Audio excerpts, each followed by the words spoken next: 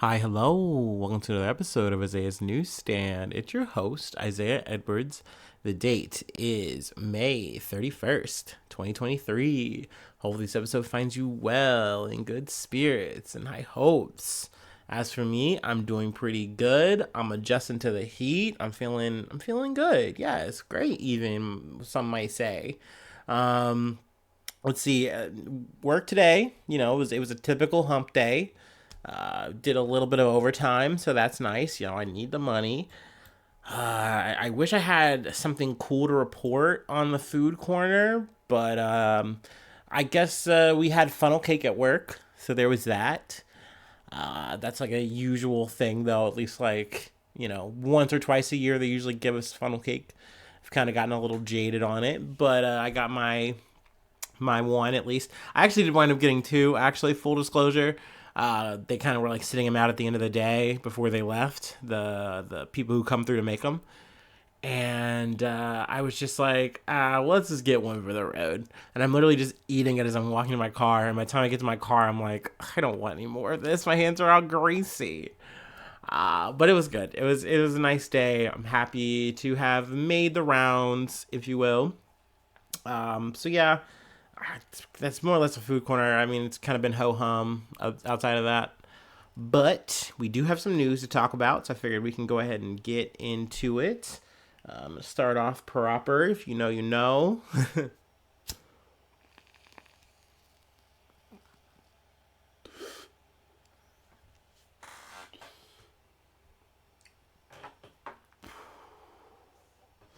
Ooh-wee.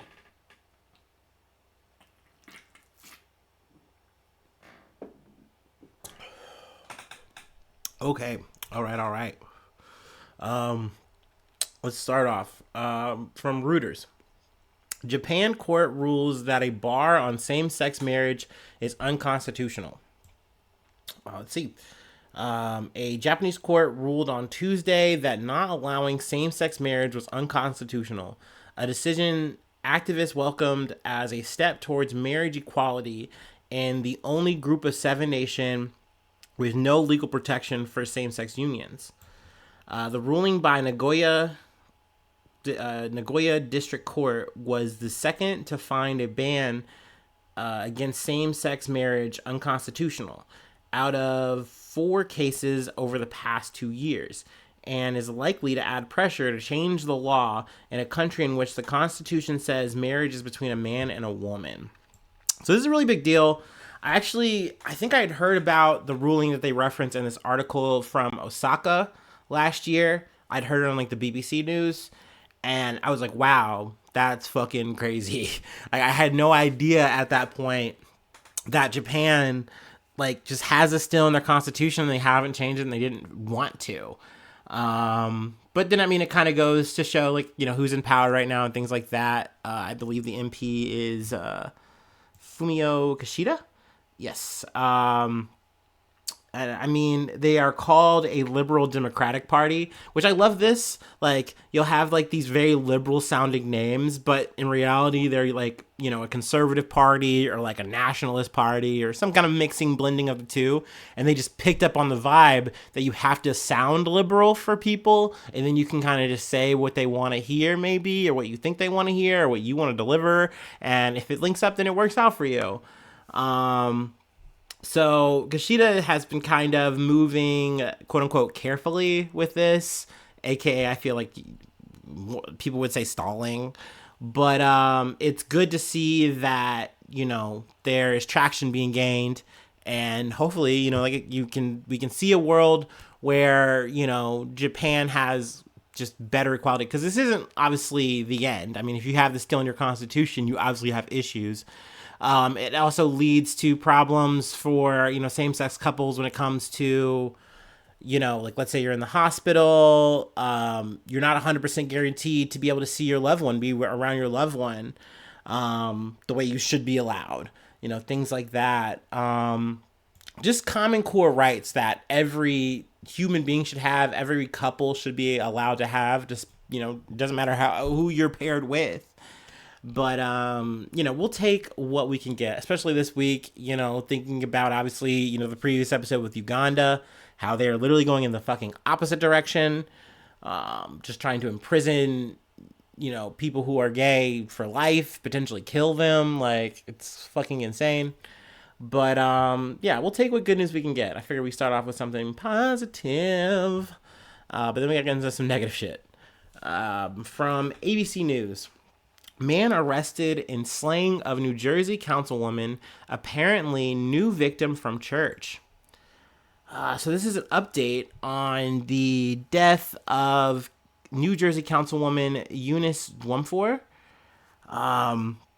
She was gunned down outside of her home in February.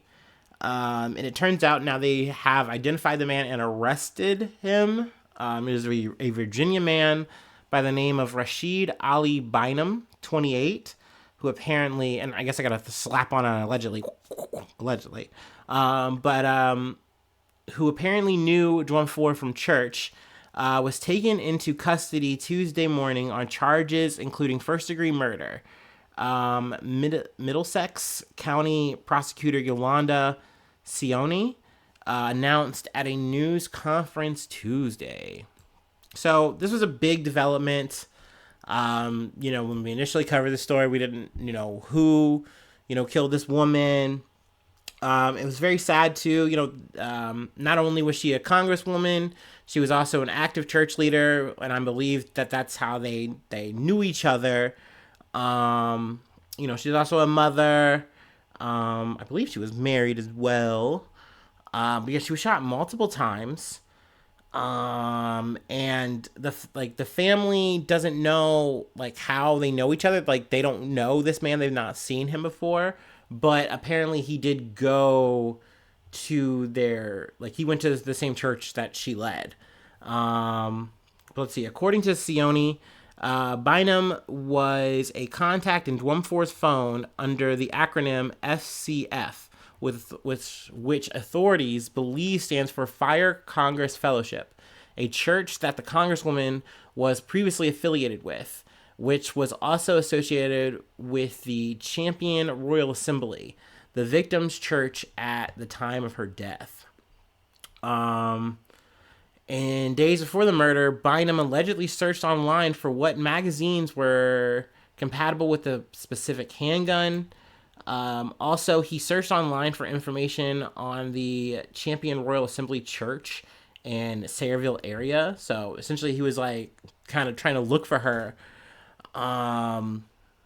So I mean, just very awkward behavior. But they haven't given a motive out yet, so they're holding on to that, which is classic, police move. So we'll see what happens in the trial, what comes out, but they're definitely calling this a complex, extensive case. So I'm very curious to see what's going to unfold from there. But this was a big development, and I mean, I think it's at least good in some way. It's closure, but it's the kind of closure that's only going to lead to more questions from here. So yeah, hopefully we get some of those answers along the way. So yeah, that's what I wanted to cover from here. Let's go ahead and move along. Now this is something I normally don't do coverage wise. I normally try not to cover if it's a trial from before I started, which was 2021. I usually don't like to cover it just because I have to get briefed on it, because I didn't pay attention to much of this kind of shit unless it was a celebrity thing. And then two, I feel like it's just a lot to brief the viewers on, listeners on, whatever. You guys, my friends. But this was a big case, big trial, really brutal, heavy situation, that took place in 2018. And it was just big enough that once I heard it, I was like, I want to cover this. I want to talk about this. So yeah, let's go ahead and run it. This is definitely a trigger warning, shooting, dark shit. I don't know. From Associated Press, lawyers for Pittsburgh synagogue defendant admit he carried out deadliest U.S. anti-Semitic attack. Robert Bowers carried out the deadliest anti-Semitic attack in U.S. History when he killed 11 people and injured 7 others by storming a Pittsburgh synagogue and shooting everyone he could find. On that, everyone agrees. Now, what I know from this shooting, it took place at the Tree of Life Synagogue in Pittsburgh. And Bowers, he, from what I've researched and understood as of like, with a few hours of research, not much. Actually, not even that. Let's just be real. But he was on like, I forget what it's called, Gab. I think that's the app. He had like kind of went into manifesto mode, if you will, and was already like saying a bunch of anti-Semitic shit. Also, I believe he just had very strong thoughts on immigration that were not positive, if you will. So this guy was just all in all out, just an asshole of a man. And he then, even on the day, said, "Oh, I'm going to do it." And he made a post. I'm not sure if it was on Gab or not, but he then proceeds to go into this synagogue, I believe with an AR-15 or an AR-15 style weapon and some handguns. And he just, like they say in this AP article, just starts shooting. And in a lot of the situations I heard, he shot so close to the victim that he would leave muzzle flare marks on them. So that just kind of goes to show how brutal, how intense this was. And they go into one story here where he shot the husband of a woman. The woman calls 911, and he shoots her in the midst of the call.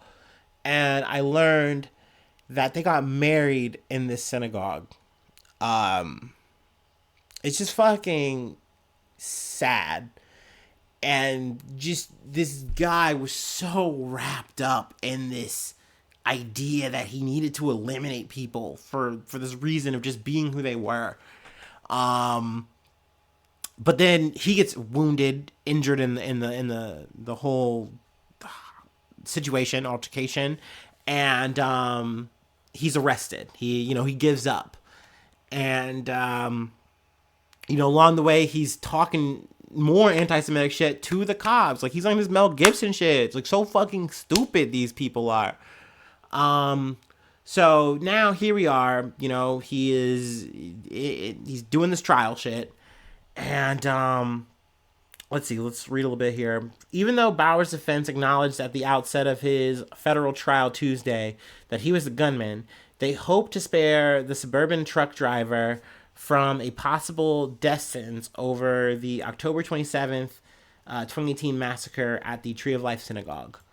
So, I mean, at this point, we are really just kind of having a trial over, not over whether like he's guilty, but just like, should he get the death penalty or not? You know what I mean? I'm still kind of confused. I don't really quite understand why they're not pleading like an insanity defense or anything like that. But more or less they are in their defense. It's kind of what they're baking in. They're like, oh yeah, he did this, but like, what was his motivation? Was he like being anti-Semitic, or was he just mentally unwell and really thought he had to kill these people to stop a genocide? Now, to me, when I hear these things, and I am paraphrasing what the defense is saying here, but it just sounds like you're saying the same thing. It's just one has more words in it. You're just saying he's anti-Semitic for long. I don't know. But they do mention that like he was schizophrenic and like things like that. So I think this is just something they're trying to sell to the jury of like, hey, we know this is bad. We know he did it. But the question is, should he be put to death over it? And when you ask the survivors and, the family, I mean, I think people are divided on this.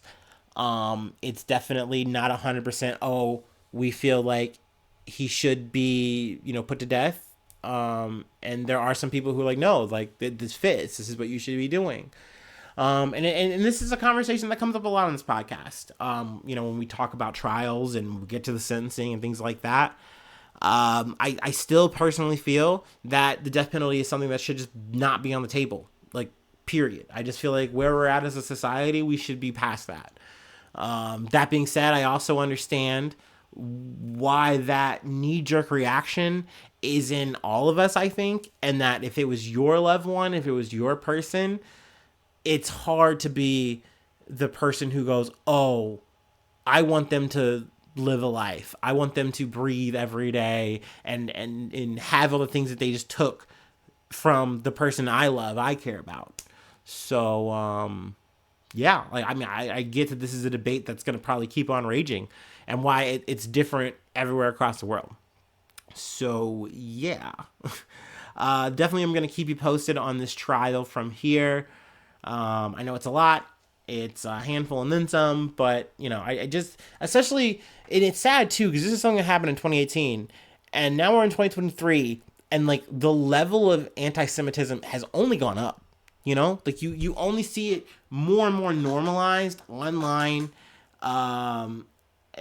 It's so upsetting, you know what I mean? And, you know, I really just want to try to talk about this shit to always just remind people that it's like, this not okay. Like, you know what I mean? It shouldn't be something that's just like, ha ha ha. Like, no, like, you can't let that shit just ferment, you know? It's ugly. It leads to evil shit. So, yeah. All right. A little bit of a palate cleanser before I let you go. Like I said, I don't want to leave you on this brutal true crime trial shit. So I'm gonna lighten up, and then we're gonna talk about some green things.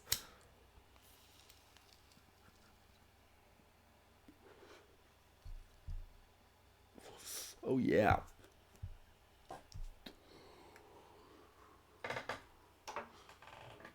Ooh. Ooh.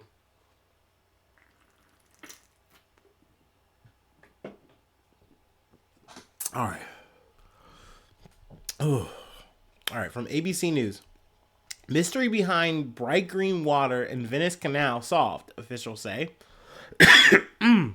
So this was a story that started, or at least, you know, I saw it on Sunday, and I knew I wanted to cover it, but I just didn't get a chance to really get to it until today.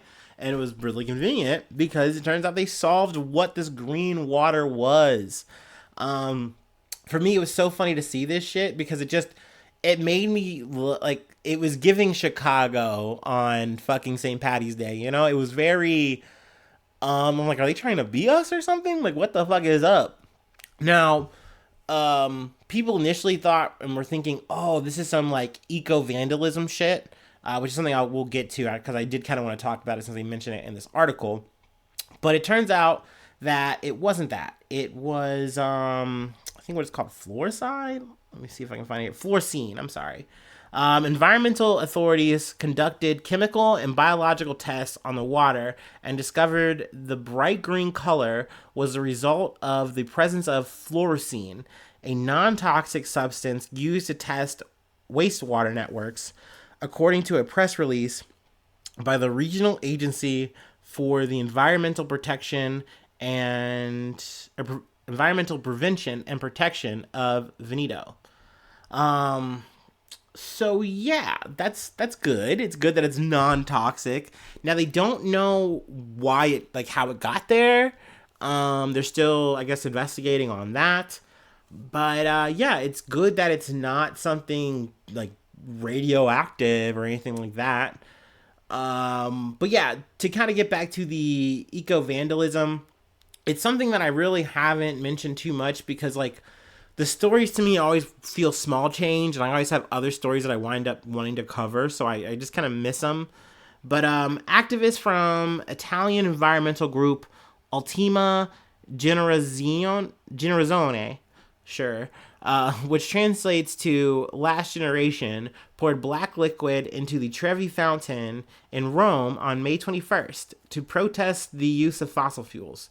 2 days later, a pair of protesters from Last Generation smeared themselves with mud outside the Senate building in Rome to remind the public of the dangers of flooding in the country linked to climate change. Okie dokie, that's cool. Where's my, like, one of my favorites? Okay, here we go. Van Gogh's Sunflowers at the National Gallery in London, a Monet at the Museum Barberini in Potsdam, Germany, and the famous Girl with the Pearl Earring painting at Sweets Museum, sorry, got that wrong, in the Netherlands have all been targets of eco-vandalism in the past year. Modes of demonstration including throwing foods like tomato soup and mashed potatoes and gluing hands to the frames of paintings.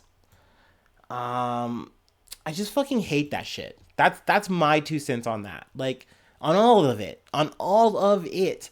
Now, don't get me wrong. If you want to protest and you want to take your shit to the next level, like, fine. Fine, dude. Like, I'm not advocating eco-terrorism or anything like that here on the podcast. Y'all know that. I'm too lazy for that shit.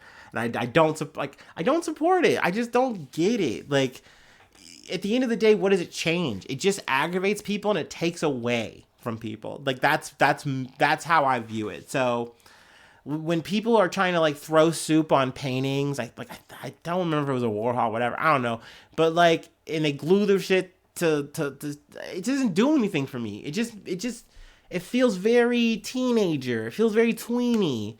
And I don't understand it. And I don't see the purpose. It's disruptive. And I guess you do the thing of like drawing attention, but it just doesn't seem like it does enough. You know what I mean? I need that like Cowboy Bebop, like futuristic, like we're doing this for the killer whales. So we're like, I don't know, taking over the she shepherds. I don't know. I don't fucking know. that analogy made no sense. But at the end of the day, just don't fuck with art, man. Not like that. That's my stance at Isaiah's Newsstands. That's what we say here. You know, leave the Van Goghs alone. All right. You want to make your point? You can make your point. I agree with you, but just like, don't fuck with the work. That's all we got for this episode. I thank you so much for tuning in. I know this is a shill part. I'm sure a lot of listeners, okay, like, boop, boop, move on. I totally get it. As a podcast listener, enjoyer, I do the same thing sometimes. But if you know, you're a real one, patreon.com, so Isaiah News. You get access to bonus content that I do every week. Also, you get the newsy shout out at the top of the month. That's coming up. Yes. Could be you. Also, you get a hot link to the Discord, but the Discord is free. Just hit me up for that. Ways to hit me up. Facebook, Twitter. I'm on those. Either me, myself, or the podcast itself. You can find either. Also, I'm on Instagram. Also, you can check us out on the YouTubes. You can like and subscribe. Yes, leave a comment. All that fun stuff. But yeah, always, if you'd like to like help and support the podcast in terms of like free, shoot me some news. Talk to me about news. I love that shit. Listening in and of itself is supporting. So like, you don't have to do anything else. Like, that's my favorite thing. So I really just thank you so much for being a friend, and hopefully I see you again. And hopefully I see you soon for some more good news. I love you. Bye-bye. Mwah.